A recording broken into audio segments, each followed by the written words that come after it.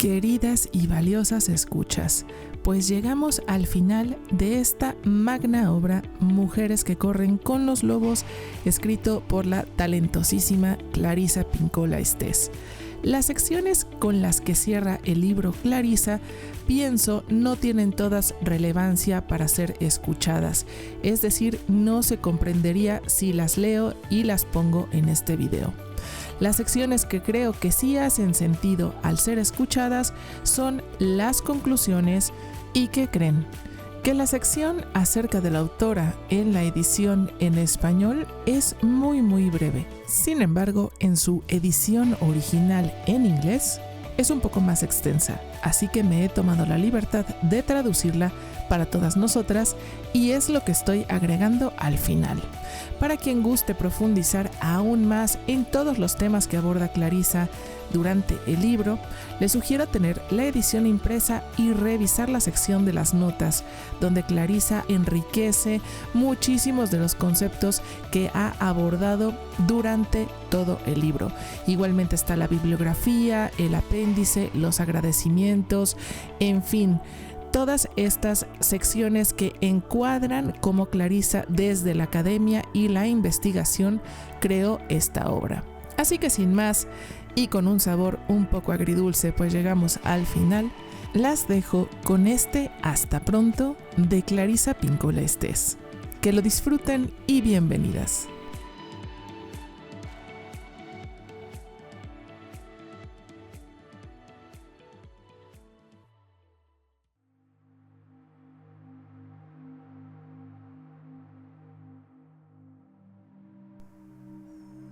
Conclusión. El cuento como medicina. Voy a exponer aquí el ethos del cuento según las tradiciones étnicas de mi familia en las que hunden sus raíces mis narraciones y mi poesía, y a dar unas breves explicaciones acerca de mi utilización de las palabras y los cuentos para el favorecimiento de la vida del alma.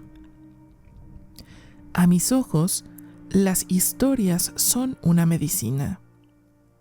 Siempre que se narra un cuento se hace de noche, donde quiera que esté la casa, cualquiera que sea la hora, cualquiera que sea la estación, la narración del cuento hace que una noche estrellada y una blanca luna se filtren desde los aleros y permanezcan en suspenso sobre las cabezas de los oyentes. A veces, hacia el final del cuento, la estancia se llena de aurora. Otras veces queda un fragmento de estrella o un mellado retazo de cielo de tormenta. Pero cualquier cosa que quede es un don que se debe utilizar para trabajar en la configuración del alma. Mi trabajo en el humus de los cuentos no procede exclusivamente de mi preparación como psicoanalista, sino también de mi larga vida como hija de una herencia familiar profundamente étnica e iletrada. Aunque los míos no sabían leer ni escribir o lo hacían con mucha dificultad, eran personas cuya sabiduría suele ser ignorada por la cultura moderna. Durante los años en que yo estaba creciendo, había veces en que los cuentos, los chistes, las canciones y las danzas se contaban e interpretaban en la mesa durante una comida, en una boda o en un velatorio.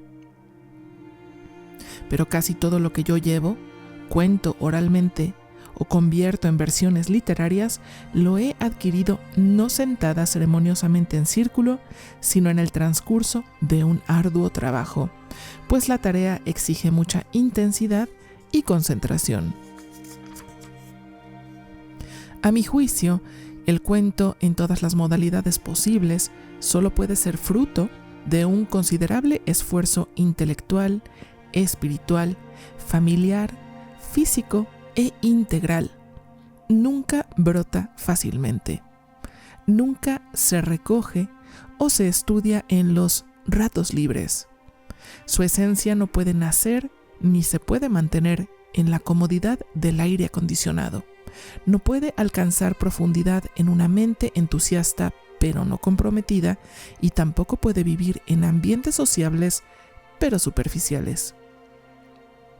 El cuento no se puede estudiar, se aprende por medio de la asimilación, viviendo cerca de él con los que lo conocen, lo viven y lo enseñan, mucho más en las tareas de la vida cotidiana que en los momentos visiblemente oficiales.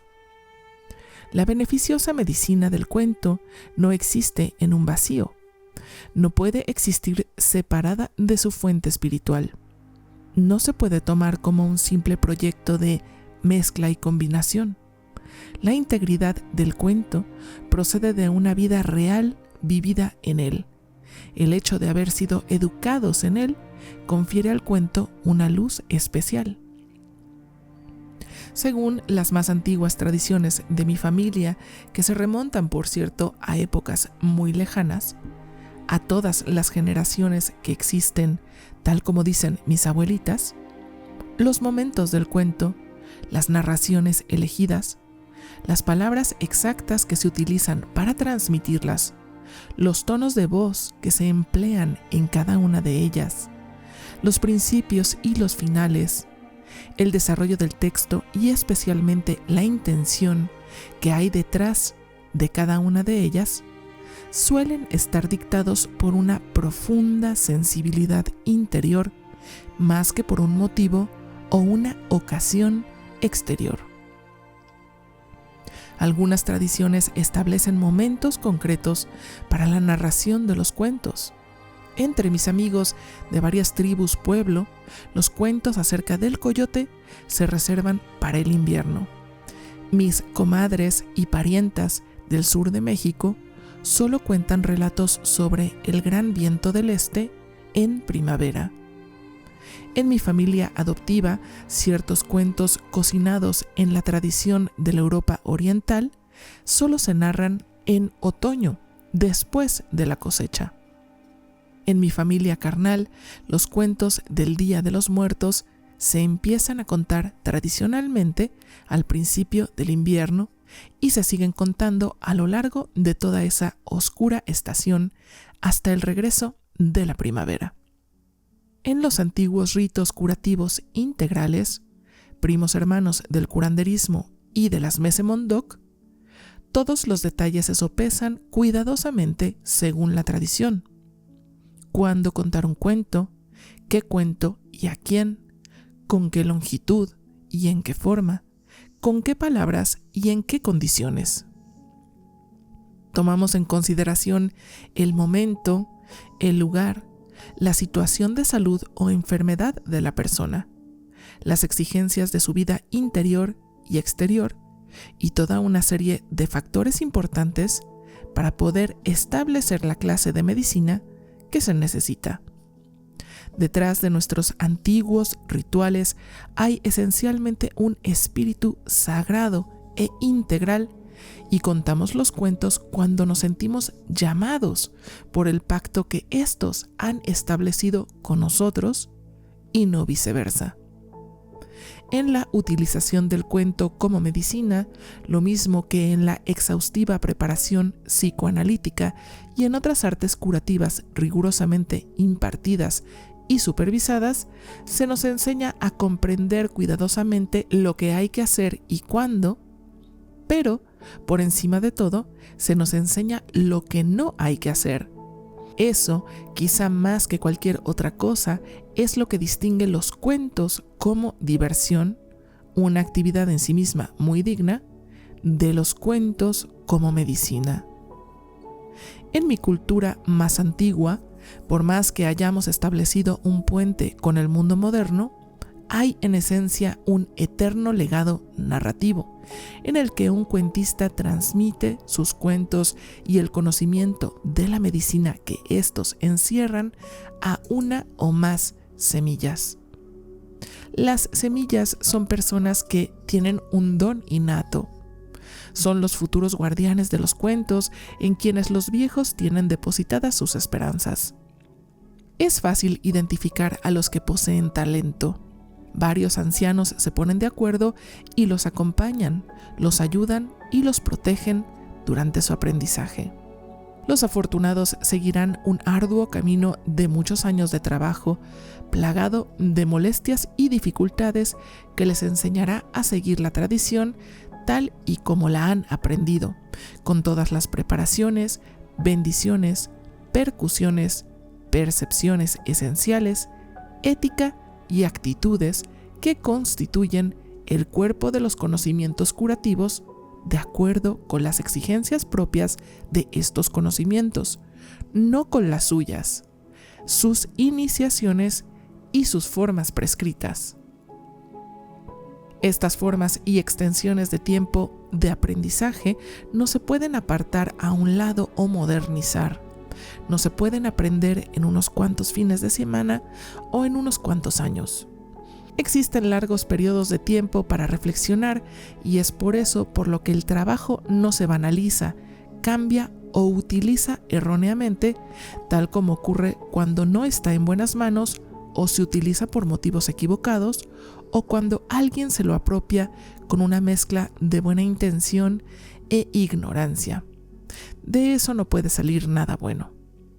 La elección de las semillas es un proceso misterioso que escapa a cualquier definición exacta, menos para aquellos que lo conocen a fondo, pues no está basado en una serie de normas ni en la imaginación, sino en una antiquísima relación directa entre las personas.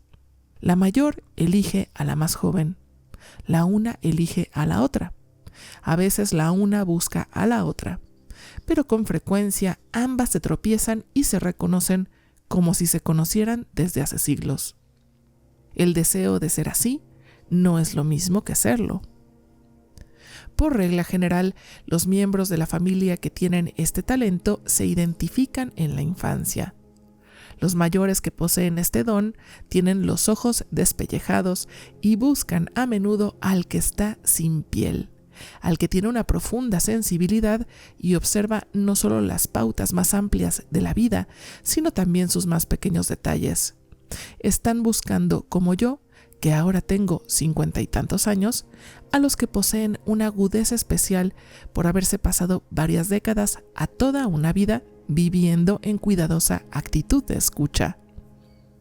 La preparación de las curanderas, cantadoras y cuentistas es muy similar, pues en mi tradición los cuentos se consideran escritos como un tatuaje del destino, un delicado tatuaje en la piel de la persona que los ha vivido. Se cree que el talento curativo deriva de la lectura de estas leves inscripciones en el alma y de su desarrollo. El cuento, en su calidad de una de las 5 partes que integran la disciplina curativa, está considerado el destino de la persona que lleva dentro estas inscripciones. No todo el mundo las lleva, pero las personas que sí las llevan ya tienen su futuro grabado en ellas. Son las únicas. Por consiguiente, una de las primeras preguntas que hacemos cuando nos tropezamos con una cuentista curandera es: ¿quiénes son tus familiares? ¿Quiénes son tus padres? En otras palabras, ¿de qué estirpe de curanderas procedes? Eso no quiere decir a qué escuela has ido, qué asignaturas has estudiado, a qué talleres has asistido. Significa literalmente de qué estirpe espiritual desciendes. Como siempre, buscamos una edad auténtica, sabiduría más que sagacidad intelectual, una devoción religiosa inquebrantable y profundamente arraigada en la vida cotidiana. Todas las delicadas gentilezas y actitudes visiblemente innatas en una persona que conoce aquella fuente de la que procede toda curación. En la tradición de las cuentistas cantadoras hay padres y abuelos y a veces madrinas y padrinos, y estas personas son las que te han narrado el cuento y te han explicado su significado y su impulso, la que te lo ha regalado la madre o el padre del cuento y la persona que se lo enseñó a la persona que te lo enseñó a ti, el abuelo o la abuela del cuento. Así es como debe ser. El hecho de pedir explícitamente permiso para contar el cuento de otra persona y atribuirse dicho cuento en caso de que se conceda tal permiso, es de todo punto necesario, pues de esta manera se conserva el ombligo genealógico. Nosotros estamos en un extremo y la placenta que da la vida en el otro. En alguien debidamente educado en la narración de cuentos es una señal de respeto y una muestra de buenos modales pedir y recibir permiso, no apropiarse de la obra que no se ha otorgado y respetar el trabajo de los demás, pues el conjunto de su obra y su vida constituye la obra que entregan. Un cuento no es simplemente un cuento. En su sentido más innato y apropiado, es la vida de alguien, el numen de su vida y su conocimiento directo de los cuentos que narra son la medicina del cuento. Los padrinos del cuento son los que han dado una bendición junto con el regalo del cuento. A veces se tarda mucho tiempo en contar los antecedentes del cuento antes de dar comienzo al cuento propiamente dicho. Esta enumeración de la madre, la abuela, etc. del cuento no es un largo y aburrido preámbulo, sino algo que está salpicado a su vez de pequeños cuentos. El cuento más largo que lo sigue se convierte entonces en algo así como el segundo plato de un banquete. En todos los verdaderos cuentos y las tradiciones curativas que yo conozco, la narración de la historia empieza con la mención del contenido psíquico, tanto colectivo como personal. El proceso exige mucho tiempo y energía, tanto intelectual como espiritual, y no es en modo alguno una práctica ociosa. Cuesta mucho y lleva mucho tiempo. Aunque a veces se producen intercambios de cuentos en los que dos personas que se conocen muy bien se intercambian cuentos a modo de regalos, ello se debe a que han desarrollado, en caso de que no la tengan con carácter innato, una relación de parentesco, tal como debe ser. Aunque algunas personas emplean los cuentos como simple entretenimiento y aunque la televisión en particular utilice a menudo argumentos de cuentos que describen la necrosis de la vida, no por eso las narraciones dejan de ser cuentos en uno de sus más antiguos significados, el del arte curativo. Algunas personas son llamadas a la práctica de este arte curativo, y las mejores a mi juicio son las que se han acostado con el cuento, han descubierto en su interior las partes equivalentes y en lo más hondo de su ser han tenido un mentor, han recibido una prolongada enseñanza espiritual y se han pasado mucho tiempo perfeccionando las enseñanzas. Estas personas son inmediatamente reconocibles por su sola presencia. Cuando utilizamos los cuentos, manejamos una energía arquetípica que podríamos describir metafóricamente como una especie de electricidad.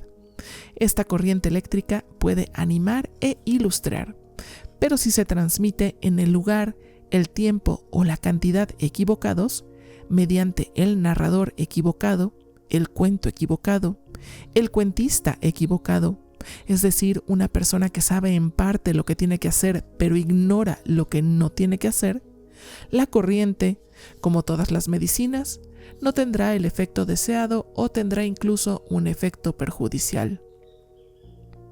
A veces, los coleccionistas de cuentos no saben lo que piden cuando solicitan un cuento de esta dimensión o intentan utilizarlo sin haber recibido previamente la bendición. El arquetipo nos hace cambiar. El arquetipo nos infunde una integridad y una resistencia reconocibles. En caso de que no se produzca un cambio en el narrador, significa que no ha habido fidelidad ni auténtico contacto con el arquetipo, ni transmisión, sino tan solo una traslación retórica o una interesada exaltación de la propia persona. La transmisión de un cuento es una larga responsabilidad de mucho alcance.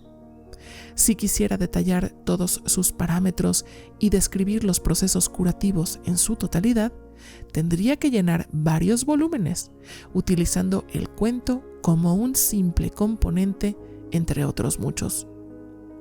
pero en el reducido espacio de que aquí dispongo, me limitaré a señalar lo más importante. Tenemos que cerciorarnos de que las personas estén total y absolutamente conectadas con la electricidad de los cuentos que llevan consigo y narran a los demás.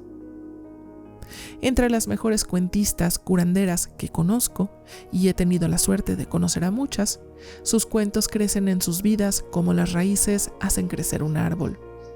Los cuentos las han hecho crecer, las han convertido en lo que son. Se nota la diferencia. Se nota cuando alguien ha hecho crecer un cuento en broma y cuando el cuento lo ha hecho crecer auténticamente a él. Este último es el que subyace en las tradiciones integrales. A veces un desconocido me pide uno de los cuentos que yo he sacado de la mina, configurado y llevado conmigo muchos años. Como guardiana que soy de estos cuentos que me han dado tras haberme exigido una promesa que yo he mantenido, no los separo de las palabras y los ritos que los rodean, especialmente de los que se han desarrollado y alimentado en las raíces de la familia. Esta opción no depende de ningún plan de 5 puntos, sino de una ciencia del alma. La relación y la afinidad lo son todo. El modelo maestro-alumno ofrece la clase de cuidadosa atmósfera que me ha permitido ayudar a mis alumnos a buscar y desarrollar los cuentos que los aceptarán, que brillarán a través de ellos y no se quedarán simplemente en la superficie de su ser como piezas de bisutería barata. Hay maneras y maneras. Algunas son fáciles, pero no conozco ninguna manera fácil que sea al mismo tiempo honrada. Hay maneras mucho más enrevesadas y difíciles que son honradas y merecen la pena. El arte curativo que una persona puede practicar, la medicina del cuento que puede aplicar, depende totalmente de la cantidad de yo que dicha persona esté dispuesta a sacrificar y a poner en él. Y cuando hablo de sacrificio, me refiero a todos los matices de dicha palabra. El sacrificio no es un sufrimiento que se elige y tampoco es un sufrimiento conveniente, cuyo término está controlado por el sacrificado.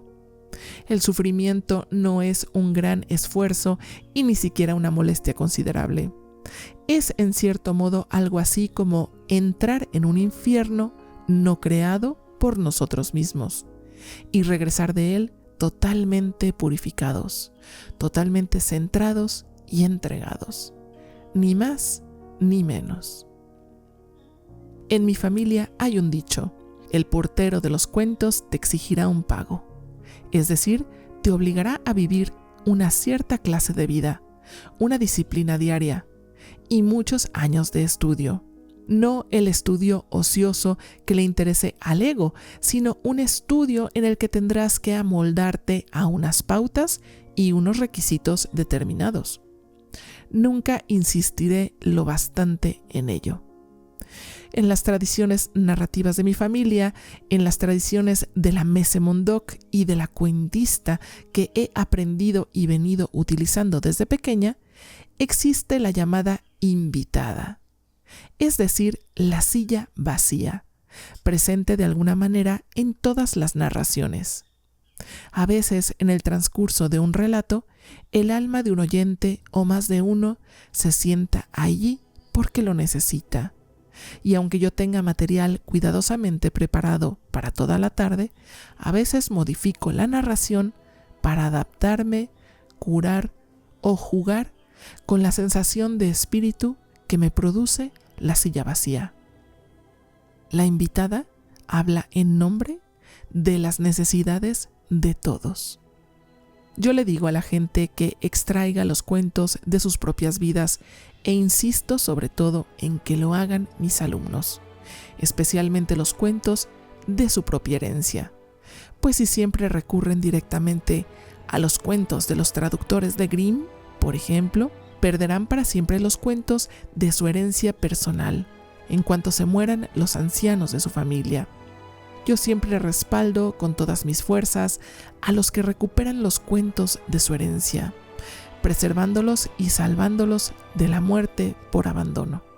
Como es natural en toda la faz de la tierra, son siempre los viejos los que representan los huesos de todas las estructuras curativas y espirituales. Contempla a tu gente, contempla tu vida. No es casual que este consejo sea el mismo entre los grandes curanderos y los grandes escritores. Contempla la realidad que vives tú misma. La clase de cuentos que se encuentran ahí no pueden proceder jamás de los libros. Proceden de relatos de testigos directos. La extracción de cuentos de la mina de la propia vida y de la vida de los nuestros, y también del mundo moderno en su relación con nuestra vida, exige molestias y duras pruebas. Sabes que vas por buen camino si has tenido las siguientes experiencias: nudillos arañados, dormir en el frío suelo, no una vez, sino una y otra vez, búsqueda a tientas en la oscuridad, paseos en círculo por la noche, revelaciones estremecedoras y espeluznantes aventuras a lo largo del camino. Todo eso tiene un valor inestimable. Tiene que haber un poco y en algunos casos mucho derramamiento de sangre en todos los cuentos, en todos los aspectos de la propia vida, para que ésta tenga numen y la persona pueda ser portadora de una auténtica medicina.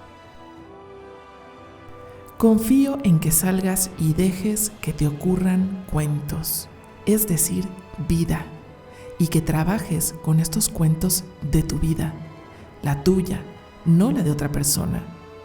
Que los riegues con tu sangre y tus lágrimas y tu risa hasta que florezcan, hasta que tú misma florezcas.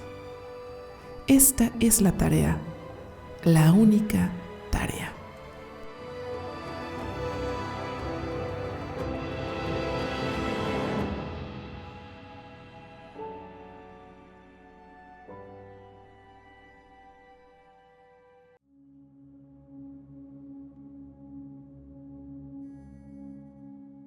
Queridas escuchas, siento que vamos pasando una a una de un lado de una rayita al otro, y del otro lado estamos ya adentro del cuento de cada una, del cuento de nuestra vida. ¿Qué sucedería si nos reuniéramos a escribir cada una su historia, a relatarla, a actuarla? ¿Qué sucedería si nos reuniéramos a escribir cada una la historia de su madre, de su padre, de su abuela, de su abuelo, e incluso de nuestras bisabuelas y bisabuelos, de nuestras tías, de nuestras primas, hermanas? ¡Qué magia tan profunda comparte Clarisa cuando con esta claridad nos habla de la relevancia de la herencia del cuento! Sin duda, estos cuentos que hemos leído a lo largo de todo el libro son de una herencia ancestral, contienen las pautas y los aprendizajes de la vida de las mujeres. ¿Cuál es el cuento del libro con el que más resuenas? ¿Cuál te ha tocado más? ¿Cuál te ha hecho más sentido? ¿Cuál te ha sido más fácil de escuchar o de leer? ¿Cuál es el capítulo del libro al que regresas maravillada una y otra vez? E igualmente el cuento con el que menos hayas resonado, el que quizá se encuentra más lejos de tu conciencia. Clarisa de esta forma nos abre el entendimiento, nos abre la conciencia, nos ayuda a conectar el alma con la psique y la psique con el propósito. Es impresionante la magia que ocurre cuando ella nos hace caer en cuenta de que estamos viviendo nuestro propio cuento. ¿Cómo queremos que este cuento siga? ¿Cómo queremos que este cuento termine? ¿Le estamos dando a nuestra vida la dirección que deseamos o seguimos un poco a ciegas dando tumbos sin marcar nuestro destino? Queridas mujeres, estas preguntas no solamente me conmueven, sino que me enriquecen. agradezco a cada una que está escuchando del otro lado. Espero verlas muy pronto en otro video donde hablemos acerca de los capítulos. Hay tanto que comentar. Sigamos dando sustancia y riqueza a nuestra vida. Alejémonos de aquellas fuentes de información que nos llaman a las soluciones rápidas y, como le llama Clarissa, me encanta, no honradas. Vayamos a la sustancia y a la profundización. ¿Les gustaría? Muy bien, continuemos.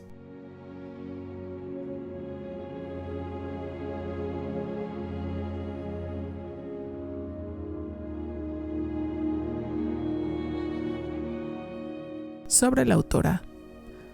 La doctora Clarissa Pinkola Estés es una poeta reconocida y galardonada internacionalmente, psicoanalista junguiana senior, certificada por la Asociación Internacional de Psicología Analítica de Zúrich, Suiza, especialista en recuperación postraumática y cantadora, guardiana de las antiguas historias de la tradición latina. Su doctorado se centra en estudios interculturales y psicología clínica, es decir, en el estudio y la historia de los grupos indígenas. Es exdirectora ejecutiva del Centro C.G. Jung para la Educación y la Investigación y continúa formando a profesionales, escritores y artistas de mediana edad, además de ejercer de forma privada desde 1970. Mujeres que corren con los lobos fue iniciado por la doctora Estés como Notas en 1970 y comenzó a escribirse en páginas en 1971.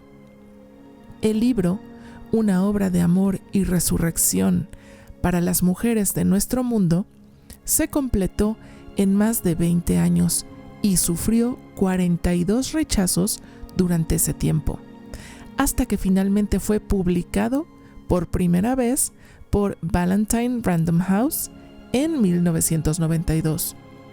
El libro fue ligeramente revisado en 1995 con un adendum y una nueva historia sobre el lobo. Hasta 2017, la obra se ha impreso de forma continua durante 25 años y permaneció 144 semanas en la lista de los libros más vendidos de tapa dura del New York Times. Las obras de la autora se han traducido a 35 idiomas extranjeros, siendo el mandarín y el turco dos de los más recientes, así como una traducción grupal realizada por mujeres al farsi. La obra ha sido aclamada como una obra clásica y seminal sobre la vida interior de las mujeres. Otras obras publicadas de la doctora Estés incluyen The Gift of Story, A Wise Tale About What Is Enough, que lo podríamos traducir como El regalo de la historia, un cuento sabio acerca de lo que es suficiente. The Faithful Gardener, A Wise Tale About That Which Never Dies, que lo podríamos traducir como El jardinero fiel, un cuento sabio acerca de aquello que nunca muere. Y Untie the Strong Woman, que ha sido traducido como Desatando a la mujer fuerte, un breviario de historias reales sobre las interacciones de Nuestra Señora de Guadalupe con las almas modernas. Es autora de 22 volúmenes de la exitosa serie de Palabra Hablada y del Teatro de la Imaginación, Theater of Imagination, una serie de audio en vivo de 13 partes que se transmite en muchas estaciones de radio públicas comunitarias de la cadena NPR, Pacífica y en todo Estados Unidos. Sus representaciones escénicas de sus historias emblemáticas de sus textos en Las mujeres que corren con los lobos se han visto en vivo en muchas partes del mundo. La doctora Estés, activista y agente de cambio con una larga trayectoria, dirige la Sociedad de Guadalupe de C.P. Estés para derechos humanos, que tiene como uno de sus objetivos crear materiales para inspirar a las personas a diario, ayudar a los adultos a aprender a leer y escribir y difundir historias de apoyo en zonas conflictivas de todo el mundo. Líder, manifestante, oradora principal y con una larga trayectoria, ha dado testimonio ante legislaturas municipales, estatales y federales. También ayudó a solicitar con éxito a la Biblioteca del Congreso que las categorías de libros que la biblioteca había asignado a obras sobre vudú y curanderismo se clasificaran como religión en lugar de sectas. También solicitó a las sociedades psicoanalíticas de todo el mundo que revisaran su curso titulado Psicología de los Primitivos, es decir, grupos de personas nativas de varias partes del mundo, para cambiar el nombre de los cursos con un título que reflejara paridad y respeto por los pueblos nativos e indígenas. Por su activismo social y escritura de toda la vida, recibió el premio Las Primeras, primera de su tipo, de MANA, la Fundación Nacional Mexicana Americana en Washington, D.C. Fue galardonada con la Medalla Presidencial por Justicia Social de 1994 del Union Institute y es artista en residencia para el estado de Colorado a través del Consejo de Artes y Humanidades. En esa capacidad atendió a maestros, estudiantes, familias en la escuela secundaria Columbine y la comunidad durante 3 años después de la masacre. Continúa ayudando a familias e individuos sobrevivientes del 11 de septiembre en ambas costas, además de trabajar con veteranos de guerra desde 1965, comenzando en el Hospital Hines de Veteranos en las afueras de Chicago. Mujeres que corren con los lobos, mitos e historias del arquetipo de la mujer salvaje, ha recibido el Premio de Honor Abby de la Asociación Americana de Libreros, el Premio Top Hand de la Liga de Autores de Colorado y el Premio Gradiva de la Asociación Nacional para el Avance del Psicoanálisis. La doctora Estés también fue la primera en recibir el Premio Joseph Campbell, Guardiana del Saber. En 2006, junto con las doctoras Toni Morrison y Maya Angelou, debutó en el Carnegie Hall con una presentación de palabra hablada, interpretada por la señorita Jessie Norman, quien interpretó los textos del libreto escrito por las 3 chupatintas. Por su trabajo internacional, la doctora Estés fue incluida en el Salón de la Fama de las Mujeres de Colorado. Está casada y tiene hijos y nietos. Datos ocultos. Tan realista como académica, ayudante y sanadora, ahora con más de 70 años, cuando se le pregunta ¿cómo está?, responde ¿hoy? Hasta aquí todo bien, gracias. Today, so far so good, thank you kindly. Solía conducir una potente motocicleta de 1,649 centímetros cúbicos y aún disfruta de los muscle cars, los lowriders, el descanso y la relajación, las letras de hip hop, el baile de todo tipo y el blues que solía escuchar en los antros de juke de adolescente. Es una devota de toda la vida, consagrada desde niña a la Santa Madre y al Hijo de la Nueva Vida. Cree en los jóvenes y camina con ellos sin reservas, y también anima a los mayores, considerándolos a todos como los recursos naturales más preciados de la tierra. De joven, condujo por la carretera panamericana, regresando a sus fábricas, elaborando alimentos y aprendiendo más sobre las formas de bendición, canciones, tejidos, ceremonias, rituales y ritos de su herencia tribal. Es una mujer profundamente introvertida que con ligereza a veces afirma vivir en lo alto de una ladera en una cueva. Ayuda a los pequeños caracoles de vuelta al barro cuando los encuentra arrastrados al camino por una fuerte lluvia. Actualmente participa en marchas, alzando la voz y escribiendo con firmeza para proteger y preservar a las personas vulnerables, el agua, los alimentos, el aire, las tierras y las criaturas. Esos seres preciosos y esas biosferas preciosas que no podemos permitir que desaparezcan de la faz de la Tierra.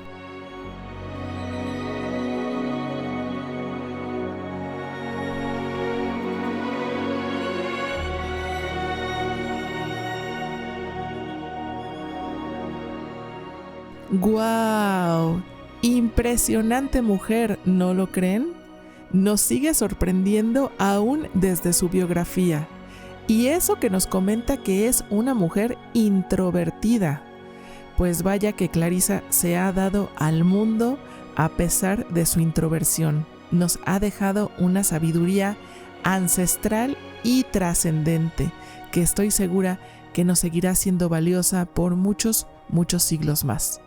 Como dice una muy querida amiga, también fan de Clarisa Pinkola, ella no ha escrito un libro, lo ha canalizado.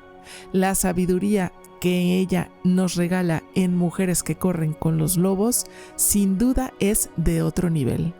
Les invito a que regresemos a estas páginas tanto como nos sea necesario. Cada vez que las escucho, algo nuevo se integra en mí. Entiendo y vivo un nuevo concepto. Queridas, deseo que esta aventura les haya sido tan nutricia y placentera como lo ha sido para mí. Muchas veces tuve que respirar para poder terminar de leer los capítulos sin que las lágrimas me cortaran la voz. Les agradezco su presencia, su escucha y todas las formas en que se han hecho presentes aquí en este canal Río Bajo el Río, que seguirá siendo su canal. Las abrazo con el alma que hoy tiene la suerte de ser mujer. Hasta pronto.